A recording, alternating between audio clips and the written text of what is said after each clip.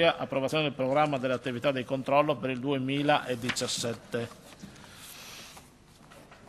Bene, diamo quindi inizio all'ordine del giorno del Consiglio con il primo punto che riguarda la celebrazione del giorno del ricordo. Saluto e ringrazio per la presenza il professor Davide Rossi, che sarà l'oratore della seduta. Nella seduta odierna terrà la commemorazione circa la giornata del ricordo e a tal senso anche ricordo tutti i colleghi che il professor Rossi è stato testè in Parlamento il 10 febbraio a rendere appunto commemorazione Parlamento circa la giornata del ricordo. Abbiamo poi salutiamo Manuele Braico per l'Associazione Giuliani nel Mondo, Paolo Sardo Salbertini, Presidente della Lega Nazionale, Franco De Grassi, Presidente dell'Istituto Regionale Cultura Istriano Fiumano Dalmata, Fabrizio Somma che non ho visto. Sì, eccolo là, è arrivato, non l'avevo visto, Fabrizio Somma, Presidente dell'Università Popolare di Trieste, Alessandro Rossitti, Direttore dell'Università Popolare di Trieste, se ci sono poi gli altri che eventualmente sono Associazione delle Comunità Istriane, ecco, buongiorno, sono arrivati nel frattempo che stavamo avviando il Consiglio. Bene, egregi colleghi, l'approvazione il 30 marzo del 1992 della legge 92 fu il punto di arrivo della consapevolezza civile sulla necessità di fare luce sugli aspetti anche controversi della storia d'Italia. Per celebrare questa giornata nella pienezza dei suoi significati dobbiamo riconoscere che per troppi decenni l'orribile capitolo delle foibe dell'esodo da Istria, Fiume e Dalmazia è stato nascosto al Paese. Il giorno del ricordo, pertanto, corrisponde all'esigenza di un riconoscimento umano e istituzionale per troppo tempo mancato. La memoria che coltiviamo è anche quella delle sofferenze inflitte alla comunità slovena e croata negli anni del fascismo, ma non possiamo dimenticare le sofferenze, talvolta fino alla morte, inflitte ai italiani immuni da ogni colpa. Parliamo sempre di persone, di uomini, di donne e di uomini che hanno subito incolpevolmente quelli che sono stati i drammi legati al secondo conflitto mondiale. È importante rileggere un capitolo del passato comune e condividere lo sforzo di analizzarlo e interpretarlo proprio nel decennio in cui le repubbliche di Slovenia e Croazia sono divenute parte di un'Europa nella quale nessuna identità può essere sacrificata. È del tutto evidente il significato che nella legge istitutiva sia stata sottolineata l'importanza di rinnovare la memoria della tragedia delle vittime delle foibe, dell'esodo dalle loro terre di istriani, fiumani e dalmati e della più complessa vicenda del confine orientale d'Italia, per fare del giorno del ricordo un'occasione per convertire la memoria di un'immensa tragedia in una riflessione su quanto le cose siano cambiate e come gli sviluppi maturati lasciano sperare di un futuro migliore, improntato ai valori della pace, della cooperazione e dell'accoglienza, privo di violenze e ingiustizie. È doveroso ricordare ciò che è accaduto senza stancarci di condannare con tutto lo sdegno possibile i crimini efferati e gli orrori della guerra, delle persecuzioni, delle stragi e della pulizia etnica, consapevoli che da allora a mutare non è stato solo il confine orientale con i suoi vasti intrecci in termini di contatti e scambi fra popoli e differenti culture, valori e aspirazioni, ma tutta l'Europa, la sua storia, l'attualità e ancor di più le prospettive del mondo intero. Queste parole diciamo proprio oggi, in questi giorni in cui ovviamente si riparla del destino dell'Europa, dell'Unione Europea, delle relazioni internazionali anche dell'affermarsi sullo scenario di nuovi nazionalismi e di nuovi populismi. Non significa ridurre la portata a una pagina tragica, bensì fare una riflessione con la serenità e l'oggettività che può dare il tempo trascorso. La sfida dei nostri tempi si gioca sulla nostra capacità di investire nel futuro di noi stessi e dei nostri figli, non in memoria di ciò che è accaduto, e protegge e realizzare un mondo diverso dove l'odio sia sostituito dal dialogo e dalla voglia di camminare insieme, dettata non già da ragioni sentimentali ma nel comune interesse di contribuire a scrivere una nuova pagina di terre e popoli che per secoli hanno dialogato e collaborato tra loro. Non possiamo dimenticare che i 350.000 esuli hanno vissuto un duplice dramma, quello di essere stati costretti ad abbandonare la propria casa e quello avvenuto subito dopo, di essere stati accolti con indifferenza da quella stessa Italia nel cui abbraccio solidale avevano sperato. Queste cose non possono essere dimenticate né possono essere giustificate.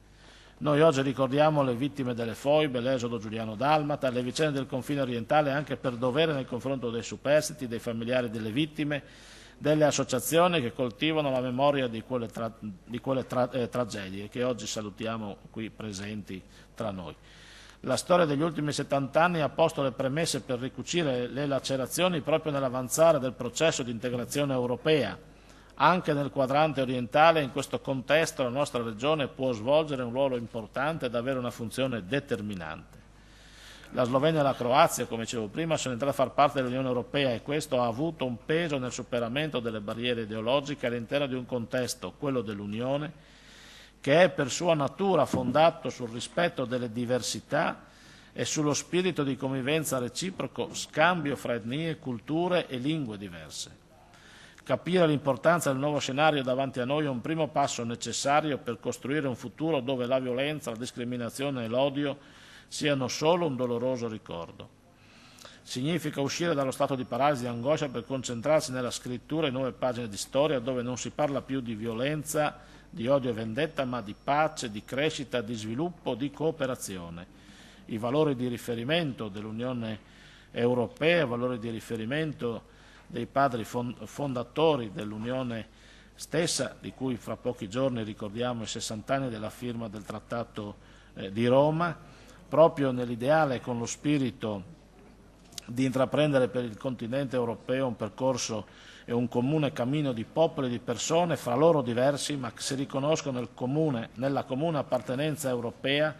che fa più ricche le identità nazionali. In questo senso e con questo spirito la giornata di oggi, e lascio la parola al professor Rossi per la sua relazione e la commemorazione che ci onora oggi con la sua presenza di fare. Prego, professore. Sì, certo. Si tira anche. Deve tirarlo su, si alza.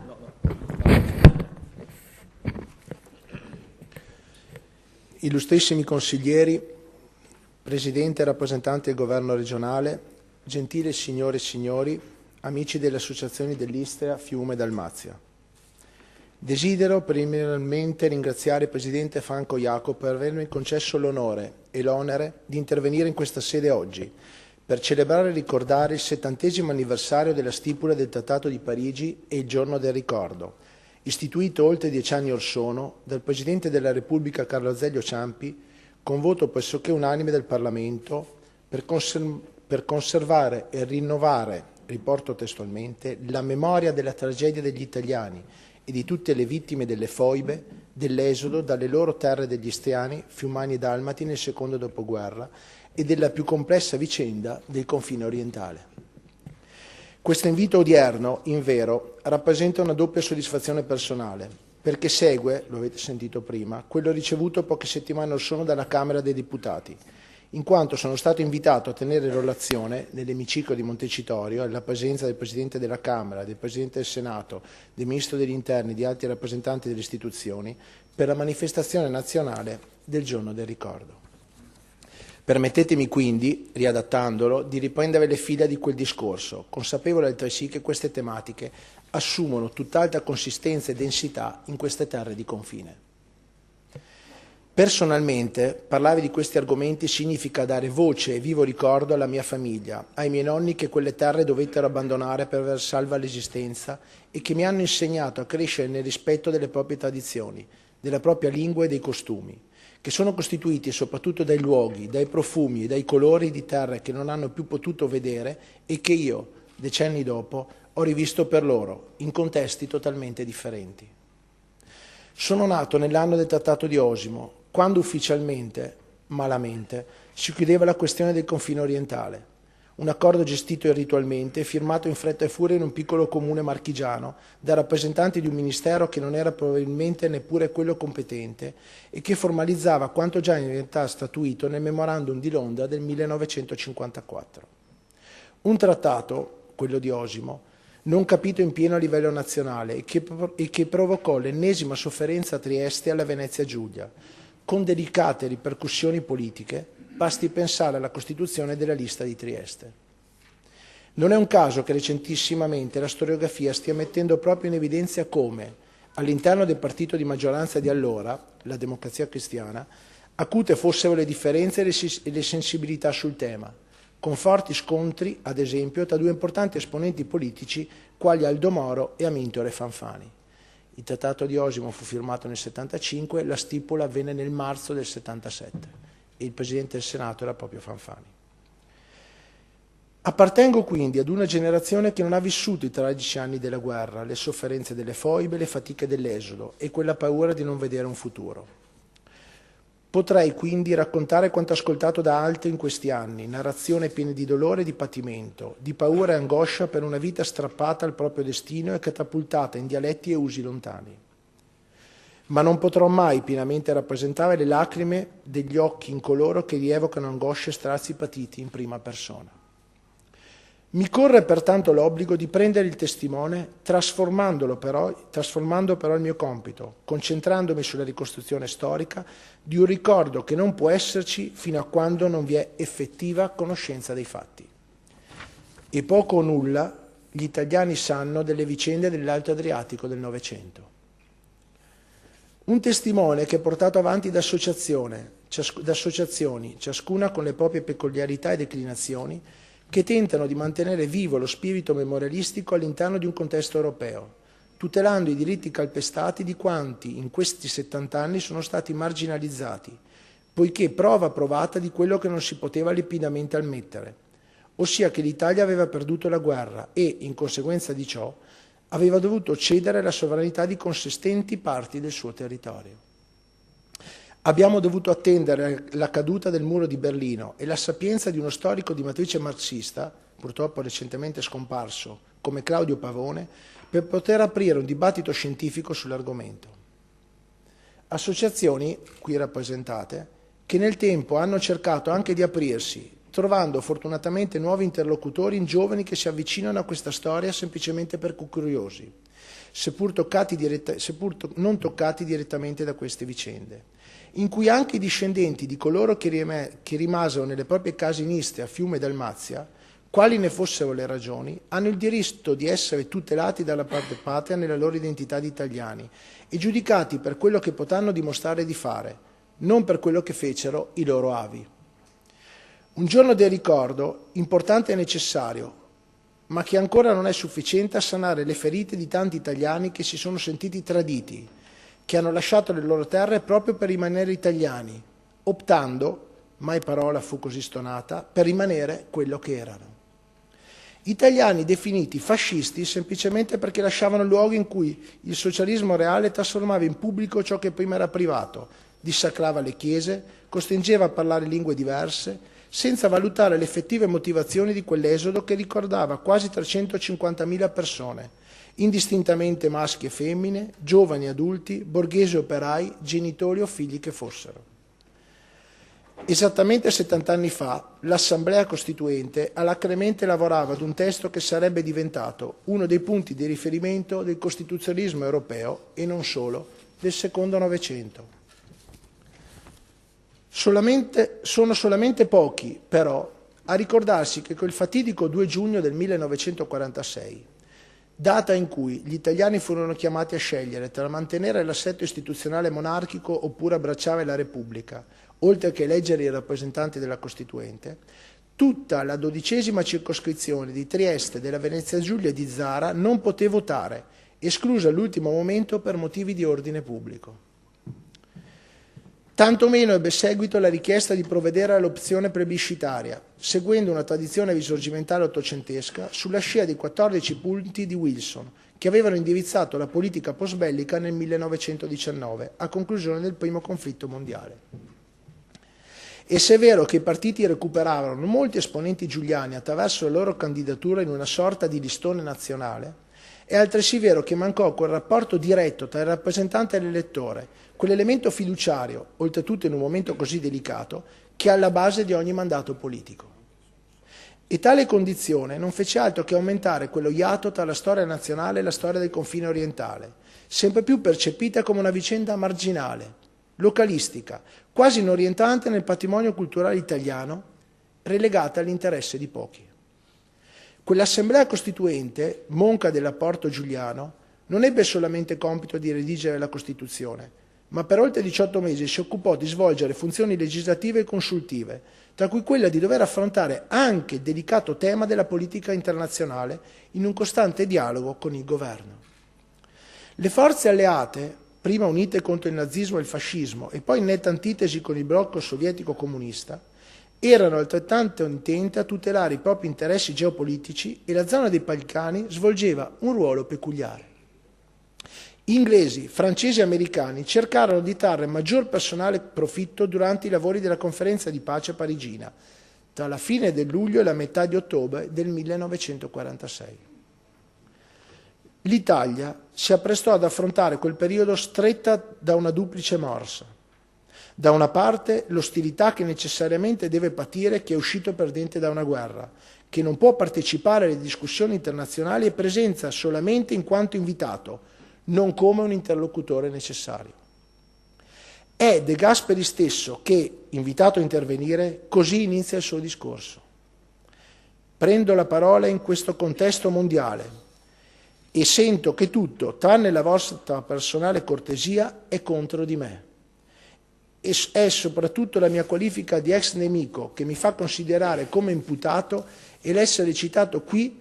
dopo che più influenti di voi hanno già formulato le loro conclusioni in una lunga e faticosa elaborazione.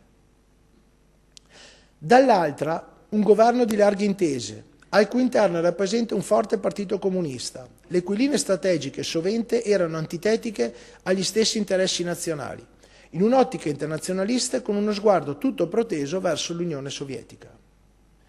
In quegli anni De Gasperi intraprese missioni all'estero, nel tentativo di guadagnarsi i favori di Francia, Gran Bretagna e Stati Uniti d'America e, contemporaneamente, cercò di condividere le strategie e le decisioni politiche con il Partito Comunista di Sinistra Italiane, ancora maggioranza di governo. Il Trattato di Parigi del 10 febbraio del 1947 avrà un acre sapore di sconfitta, in cui l'Italia dovrà subire risoluzioni poco, per nulla, condivise, e che vedevano perdere la sovranità dei territori coloniali, di alcuni piccoli comuni del confine occidentale, ma soprattutto dell'Istria, di Fiume, del Casso Trestino e Goriziano, la piccola provincia di Zara, attribuita all'Italia dal Trattato di Rapallo del 1920 per l'indiscussa italianità di quasi tutta la sua popolazione, oltre alla creazione del territorio libero di Trieste, sotto l'egida dell'Organizzazione delle Nazioni Unite. E non è un caso che le più acute grida di protesta giunsero da quegli intellettuali legati al periodo liberale italiano, i vecchi padri della patria come Vittorio Emanuele Orlando, Francesco Saverio Nitti, Benedetto Croce, preoccupati delle conseguenze di quelle decisioni, più che degli ipotetici effetti positivi della Realpolitik democristiana. Quest'ultimo, soprattutto, aveva fatto sentire la sua voce, greve e dissonante, giudicando il trattato non solo la notificazione di quanto il vincitore chiede e prende, ma un giudizio morale e giuridico sull'Italia e la pronuncia di un castigo da espiare. Se la dignità e l'orgoglio dell'Italia, si chiedeva il filosofo napoletano, erano state umiliate dalle prepotenze e cupidigie internazionali, qual era il motivo per cui si sarebbe dovuto approvare un testo i cui dettami si sarebbero comunque messi in esecuzione a prescindere dalla nostra volontà interna? Con un lapidario consummatum est, invece, annotava sul suo diario la non convincente firma il leader del Partito Socialista Pietro Nenni, anch'esso estremamente critico e preoccupato per le conseguenze che si sarebbero patite a livello regionale.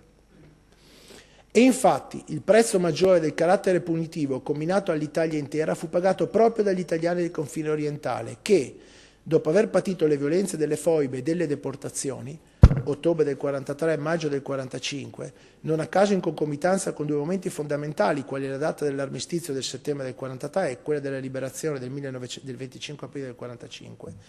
quindi con l'esilio, infine con la beffa dei beni nazionalizzati utilizzati dallo Stato italiano per pagare il debito di guerra con Belgrado, con le promesse di un equo indennizzo la cui attesa dura tuttora, lasciando aperta una ferita mai rimarginata. Di complesse vicende, l'ho citato all'inizio, parla la legge istitutiva del giorno del ricordo. Molti sono gli argomenti trattati, tanti altri in questa sede non è possibile approfondire, alcuni per scelta non si è voluto ricordare. La storia di Istria, Fiume Dalmazia è storia secolare, di pietre che parlano italiano, di leoni che ricordano Venezia, di un Adriatico ponte tra Ravenna e Zara,